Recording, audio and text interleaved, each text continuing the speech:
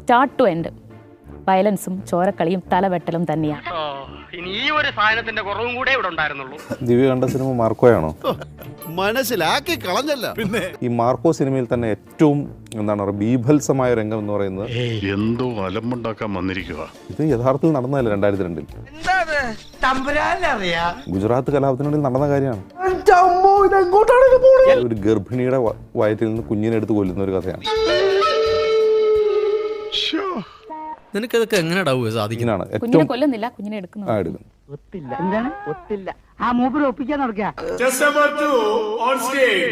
Marco കാണേണ്ടതില്ല എന്ന് തീരുമാനിക്കും. ആ സിനിമ അതിന്റെ വയലൻസിനെ സെലിബ്രേറ്റ് ചെയ്യാണ്.